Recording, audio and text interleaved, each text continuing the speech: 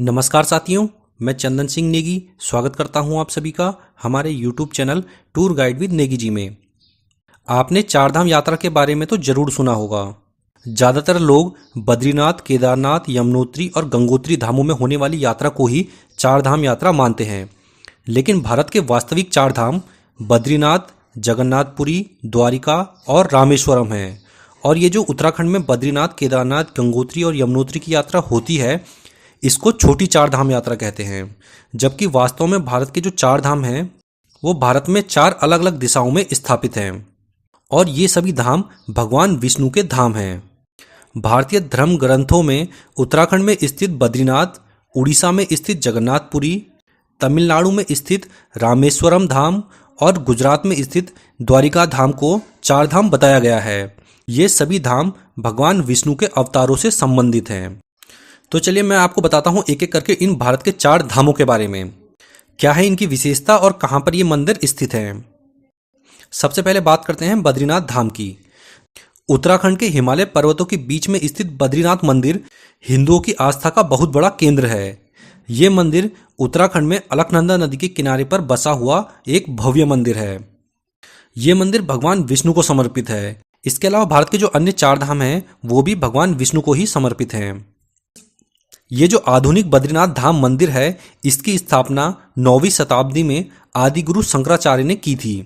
इस धाम का उल्लेख कई प्राचीन ग्रंथों और पुराणों में भी मिलता है, इसीलिए इसका काफ़ी ज़्यादा महत्व है और हर साल लाखों श्रद्धालु यहाँ पे दर्शनों के लिए आते हैं। ये जो धाम है वो साल भर दर्शनों के लिए नहीं खुला रहता है, क्योंकि इस क्षेत्र में बर्फ़ काफ़ी ज़्यादा गिरती है। इसलिए लगभग 6 महीने तक ये धाम खुला रहता है और लगभग 6 महीने तक ये धाम बंद रहता है।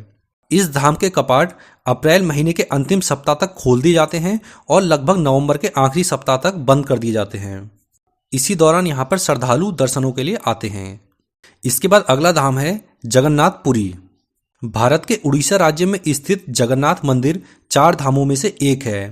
ये एक विशाल और अद्भुत मंदिर है। जगन्नाथ का अर्थ होता है जगत का स्वामी। ये मंदिर भगवान विष्णु के अवतार श्री कृष्ण को समर्पित है, जो कि वैष्णव संप्रदाय का एक मंदिर है। इस मंदिर में हर साल भव्य रथ यात्रा का आयोजन होता है, जिसमें भगवान जगन्नाथ, उनके बड़े भाई बलभद्र और उनकी बहन सुभद्रा तीनों के अलग अलग रथों को सजाकर यात्रा निकाली जाती है, जिसे देखने के लिए देश के कोने कोने से लोग यहाँ पर एकत्रित होते हैं। इसके बाद अगला धाम है रामेश्वरम। भारत के तमिलनाडु के रामनाथपुरम जिले में समुद्र के किनारे पर स्थित है हिंदुओं का तीसरा धाम रामेश्वरम। और रामेश्वरम में स्थापित शिवलिंग 12 ज्योतिर्लिंगों में से एक है।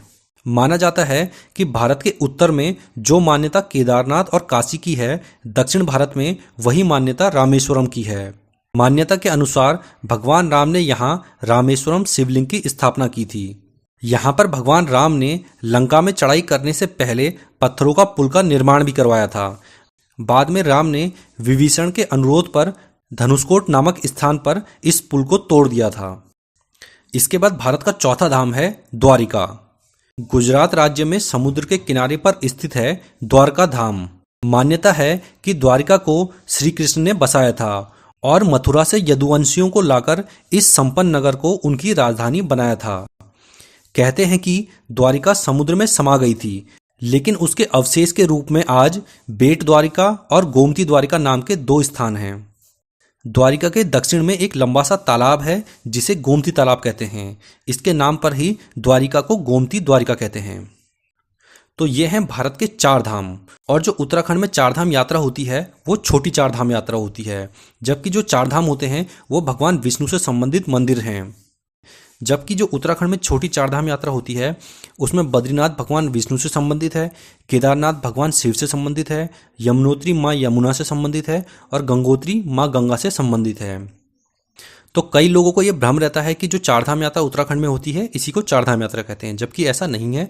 असली जो चार धाम है ये सभी हैं और इन सब में यात्रा करने पर आपको काफ़ी दिन लग जाएंगे, क्योंकि भारत के 4 अलग अलग कोनों में हैं। तो आशा करता हूँ आज का हमारा ये वीडियो आपको पसंद आया होगा। हमारा ये वीडियो आपको पसंद आया हो तो हमारे इस वीडियो को लाइक कीजिए और हमारे इस वीडियो को अधिक से अधिक शेयर भी कीजिए। अगर आप हमारे चैनल पर पहली बार आए हैं तो हमारे इस चैनल को सब्सक्राइब करना बिल्कुल भी ना भूलें। हम अपने इस चैनल पर टूर एंड ट्रैवलिंग की ऐसी ही जानकारियाँ देते रहते हैं।